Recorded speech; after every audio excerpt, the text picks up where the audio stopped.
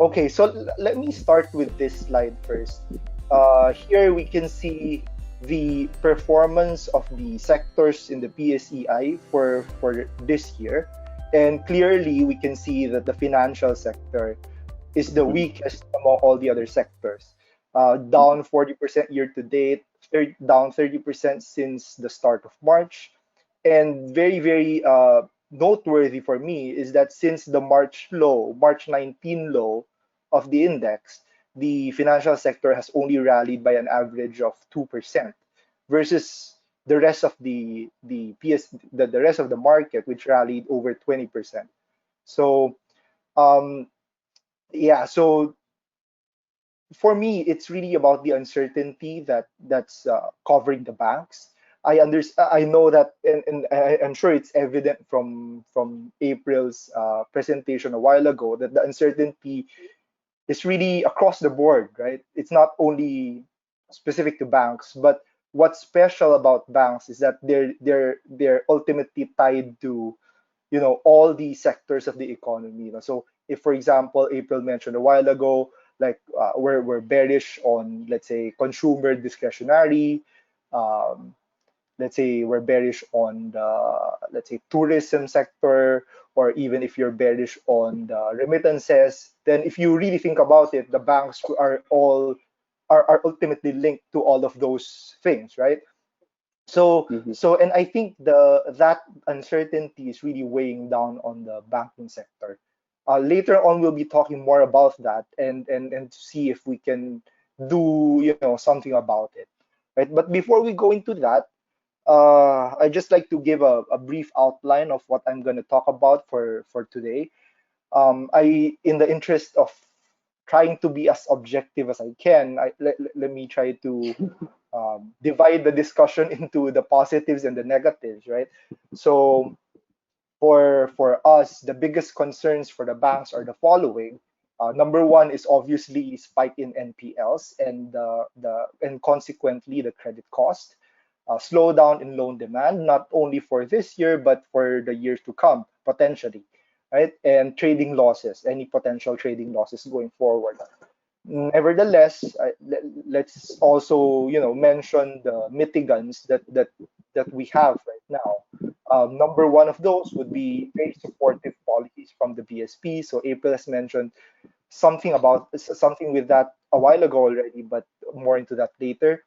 Strong capital adequacy for the banks, and not only strong on an absolute basis, but relative to the other countries also, and very undemanding valuations. So I guess that's one upside of not rallying since the bottom, is that banks have remained cheap, whereas the other sectors have already rallied, right? So very undemanding valuations. Okay, now let's talk about NPLs first. Of course, it's only fair for me to start with saying that it's really too early to be certain about anything about the banks. I guess one if you look at it, for example, if you look at the first quarter earnings of the banks, for example, core earnings. What I mean by core is the net interest income, your fees, your regular OPEX, not including provisions. So the core operations of the bank seem to be is actually still growing, right? And the thing is that the impact of the pandemic on the banks would come at a latter period, no? So later compared to the other sectors. Because if you think about it, even with the imposition of the ECQ in mid-March, the banks are still continuing their operations, meaning they're still earning interest on your loans, right? And and um, and if you really think about it, the companies also won't really pay off the debt because we're in ECQ. In fact, they might not be able to pay. That's the risk that we're going to talk about. But what my Mhm. point here is that it really is too early, particularly for the banks, because the impact of the pandemic would be felt uh, several quarters or years down the road, right? But so having said that, here are base case assumptions. No, For this year, we're looking at NPLs for the industry on average to double from about 2% in gross NPLs to 4% for the year. Um, and just to share where we got this number, if you recall in the Asian financial crisis, if you look at, for example, from 1997 to 1998, at that time NPLs also doubled. I think a bit higher than double, from about less than 5% in 1997 to a little over 10% in 1998. So just as a base case, we're looking at a similar, doubling in NPLs for this year. This was also shared by BPI in its earnings briefing a few weeks ago. They share that they see their own, earnings, sorry, NPLs to double this year, right? And so that's our base case assumption. And just to complete the comparison to the Asian financial crisis, recall that during the AFC, NPLs rose from 3% in 1996 to a peak of 17% in 2001. So two things to note here. Number one is the magnitude of the increase, right? So very, very sharp increase, right? From 3% to 17%. And number two, the length of time it took for the NPLs to peak. So 4 or 5 years for the NPLs to peak, right? In our base case, we think this is much more, hopefully we're right. This should be much more tempered and more temporary also. Um, just from my personal belief, at the underlying reason for the slowdown, or at least for the spike in NPLs, is very, very external, right? Compared to the AFC, and the fact that what's a positive thing that I've noticed is that when you talk to the banks, all of them seem to remember the Asian financial crisis. No? So that's a very good thing for me, because at least we can still learn from from the country's mistakes in the past. So as April mentioned, for example, a while ago, monetary policy wise, we're much better now compared to the AFC. So maybe, yeah. So I'm cautiously optimistic that this should be much less of an impact compared to 1996, 1997, right? So some other things to note, just to finish the comparison with the AFC. Um, Credit rating of the banks and of the country actually is much better now compared to then, right? If you look at the lending rate, also much better now compared to 1997. We're doing at 16% then, now just about 7.1%. And not only the absolute amount, but the direction. So, as again, we already talked about this a while ago. At that time, interest rates increased during the financial crisis, but now it seems like where there's a chance that interest rates could hold, or even go lower. Um, and this is true not only for the Philippines actually, but globally, right? Because of all the aggressiveness of the central banks worldwide, and also debt to GDP levels much lower than before. And even with the, as April mentioned a while ago, yeah, GDP, let's say debt to GDP go up to 50, 52%, then I think we're still relatively okay. So I guess what I'm trying to say is that I don't think a 1997 level impact is likely at this point. But of course, it doesn't really tell us anything, because it could still be very bad, right? Okay, so looking more specifically to each bank, here we just get, provided the breakdown of the loan portfolio of the banks in our coverage list. Uh, as you can see, majority of the bank's portfolio is on the corporate side, which is a good thing. We're looking at, our concern is really, at least for this cycle, and then for any cycle in general, would be the consumer portfolio and the SME. Microfinance also, but microfinance is a very small part of the bank's portfolio at the moment. So we can can skip that for now. Um, so I'd like just to highlight that there's a trend here that on the left side of the chart that the smaller the bank, the bigger the exposure in general to the consumer loans, right?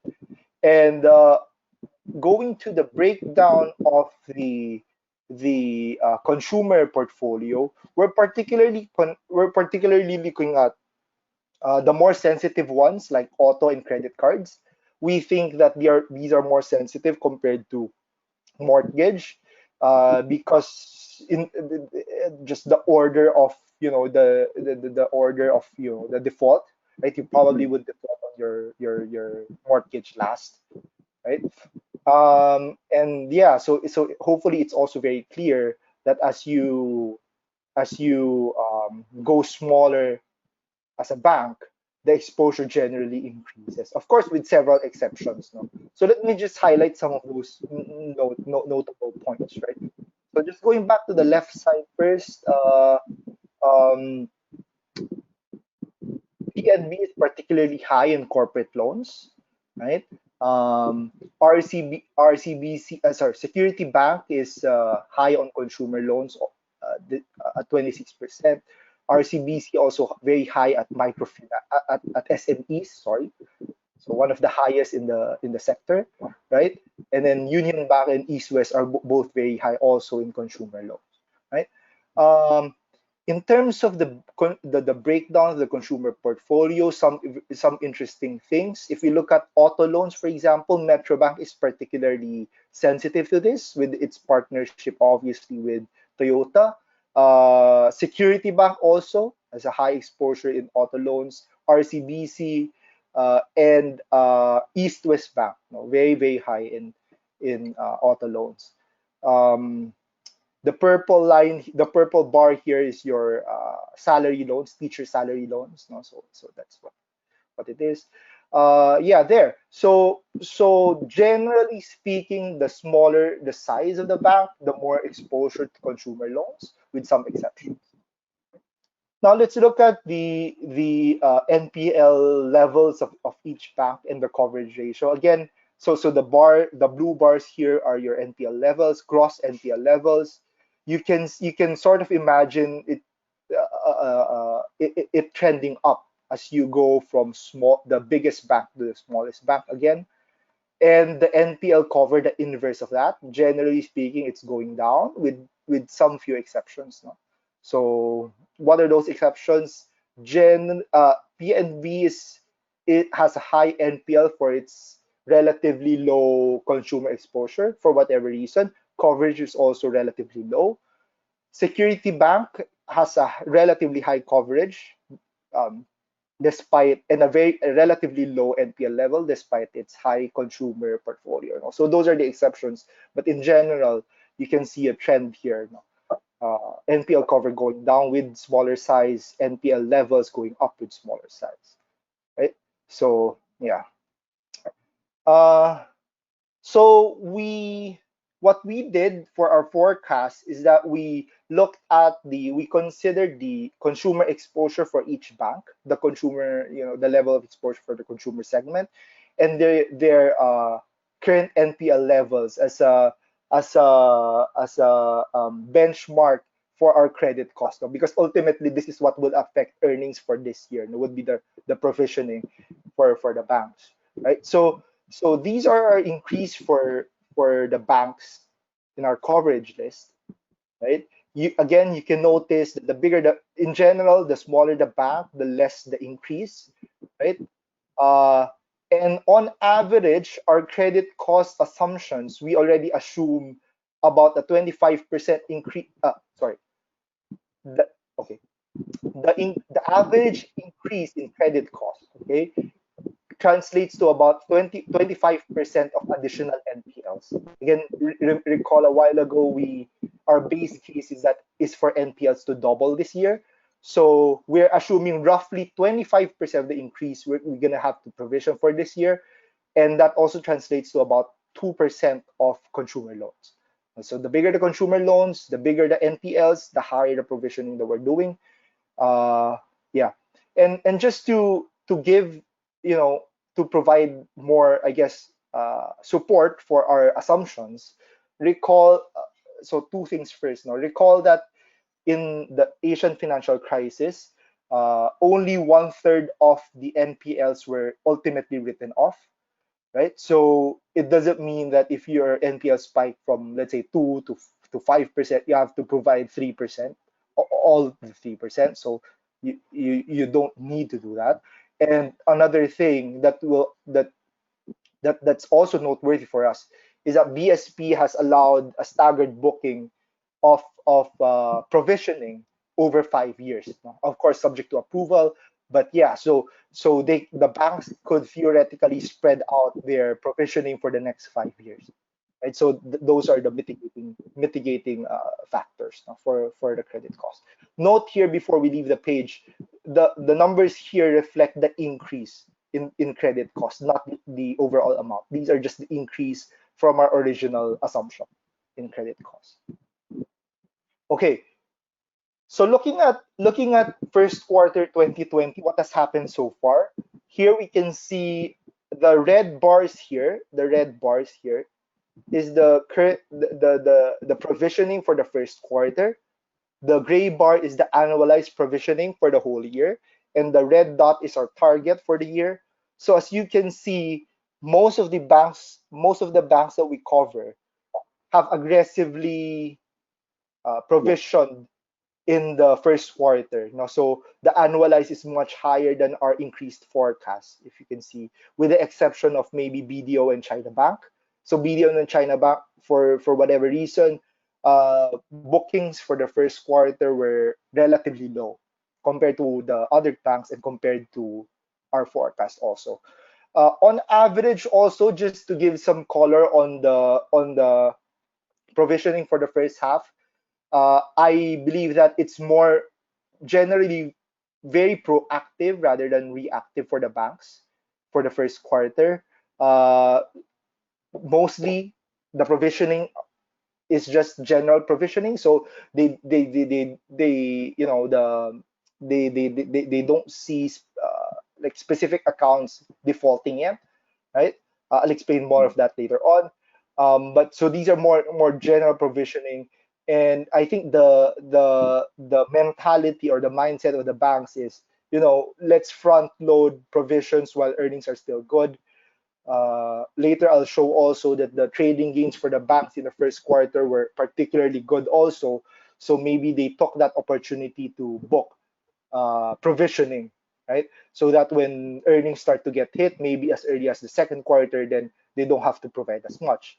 And yeah, so Metrobank shared on the also that they believe that the earlier that you book provisions and the more aggressively that you book provisions early on, then the sooner you can be more you can go back to normalcy or to be more aggressive going forward, if you already have that buffer going forward, right? So the thing to note here is that the banks all mentioned that the ECQ, at least one of the negative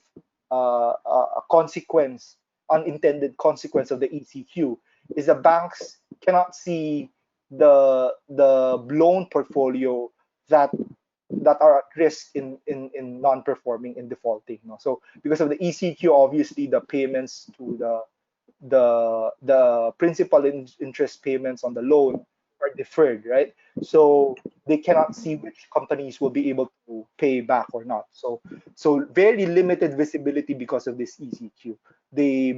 All of them mentioned that we can see more visibility. We can have more visibility only after we lift the ECQ, and companies are allowed to go back to their operations and to servicing their loans. Okay, so again, just to look at first quarter NPLs, just to give you an idea, as you can see, generally minimal increase in 1Q. Um, oh yeah, if you think about it, this makes sense because again, ECQ, and again, NPLs, the general definition is 90 days not non paying. So Yeah, this is very reasonable. Okay. Now let's look at the second risk for the banks. It is the slowdown in loan demand. Ultimately, we've always believed that the bank's loan portfolio is tied to GDP growth, although the relationship is not as the impact is not as fast, but ultimately it will be tied to GDP growth, maybe with some delay, right? So for this year, we already cut our this year and next year actually, we already cut our loan forecast from an average of let's say double-digit growth this year and next year to about 5% growth this year and around 8% growth next year. No? So low to mid single digit growth forecast for 2020. So this is consistent with the bank's outlook. Right? When we talk to the banks, this is consistent with their expectations for the year. Uh, Looking at the first quarter again, just to see where we're at. The red dot again represents our target for the year in terms of loan growth, and the blue bar is the first quarter loan growth. You can see that most of the banks actually did very well in the first quarter still, so very minimal impact yet, as I was mentioning a while ago. So we can't feel the impact of the pandemic yet. At least that's my view. Right? We can probably see that in the coming quarters. Okay, and anecdotally, the banks also shared that the financial system seems to be still doing okay, still seems to be working even during the ECQ. So first point here is that they mentioned that there still continues to be loan releases for corporates, for the big corporates. They don't have any issues there. Obviously, for if you're affected if you're directly affected with the pandemic, um, obviously you won't be able to easily get out new loans, but in general there's still some loan releases for corporates. uh, Interest rates, they mentioned that interest rates came down after the initial spike. Later we can see this also, right? So this is very good, at least in my opinion. Again, if you recall, April mentioned a while ago that in the Asian financial crisis, interest rates increased, right? Because of the tightness in liquidity. So this is definitely a good sign. And then yeah, so BPI anecdotally shared. So lending froze for a short time after the ECQ, but then the BSB successfully stepped in. So again, we'll be talking about more into that later on. But personally, I'm very happy with the aggressiveness of the BSP in terms of the monetary policies. So sharing April's view a while ago, right? So this has allowed the system to, at least for now, work as intended. Right? Okay, last concern is the potential trading losses for the year. Uh, but these are just but actually this is one of our concerns like back in March, but now it seems less and less of a concern for different reasons. Now, first one, banks have recently relied less and less on trading income. So I just put in here the 3-year average uh, percentage of revenues coming from trading income for each of the bank. And so you see very, very small figure with the exception of some banks. For example, let's say Union Bank, Security Bank, even Metro Bank to some extent. But in general, very low reliance on trading gains. And and very interestingly enough, no, this was certainly unexpected, at least on my part. Again, after the initial spike here, right, interest rates for the government bonds fell significantly, to about 3% currently. So in fact, if you look at the first quarter, again, I mentioned this already a while ago, all banks except for BDO and China Bank reported huge trading gains, significant trading gains. And going forward, let's say interest rates do spike. Let's say for whatever reasons, interest rates spike back up to 5, 6, 7%. Then one mitigating factor, just to note, I'm sure you already know also, BSP has allowed the reclassification of securities, investment securities from FBOCI to FBTPL. So and FVTPL to HTC. So this effectively removes, if the banks choose to do so, removes a mark-to-market risk for the banks. Okay. Uh, so let's again go back to first quarter and just to look at trade provisioning side by side with trading gains. No? So you can notice several things here. Again, I already mentioned trading gains during the first quarter was significant for all banks except for BDO and China Bank. Just to note, the BDO figure here is, I'm sure you also know that already, is largely weighed down by the mark-to-market losses of its BDO Life subsidiary.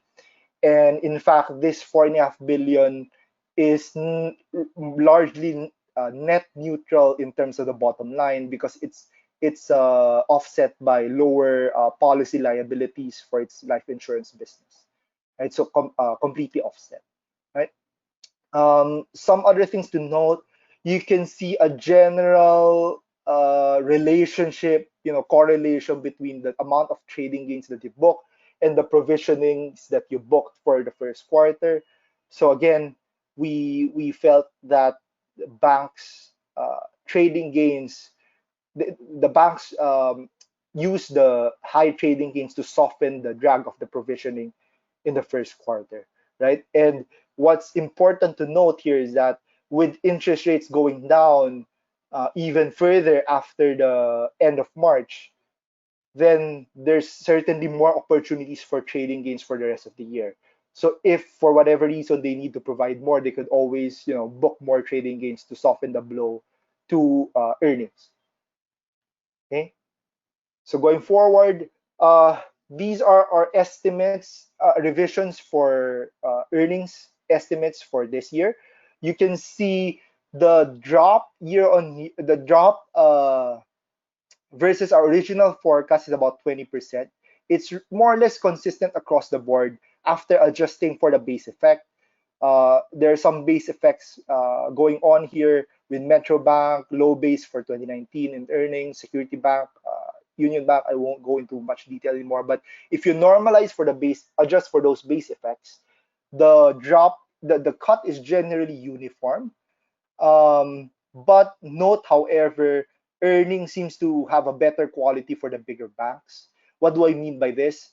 For smaller banks, there seems to be a steeper rise in provisioning, but offset by higher trading gains as a percentage. No? So if you look at the earnings forecast for this year, roughly uniform across the board, but the quality is better for the bigger banks. Yeah. So moving on to capitalization of banks. Again, banks in general very very healthy, and one thing that we complained about for the last half a decade already is that the BSP has been very conservative when it comes to policies, when it comes to capital adequacy levels, right? The Philippines certainly has one of the highest in the region, and one upside to that is in times like this, then the BSP could scale back a bit more relative to the other countries. So very very strong capital adequacy levels, obviously stronger than both 1998, 1997 and 2008. And also, if you look at the leverage, so asset to equity ratio has been going down for the last decade, right? So again, this should at least mitigate a bit the impact of the crisis. And personally, I think this slide is also very important. This is a summary of the regulatory monetary policy measures that the central bank has adopted. And what's very noteworthy to me, at least, is the speed and the comprehensiveness of the actions that the BSP undertook. Right. I think these measures came out as soon as like 1 week after the ECQ. So yeah, so very very fast, very very comprehensive. Right. So I'll just like to note some. Right, everybody obviously already knows about the monetary policy.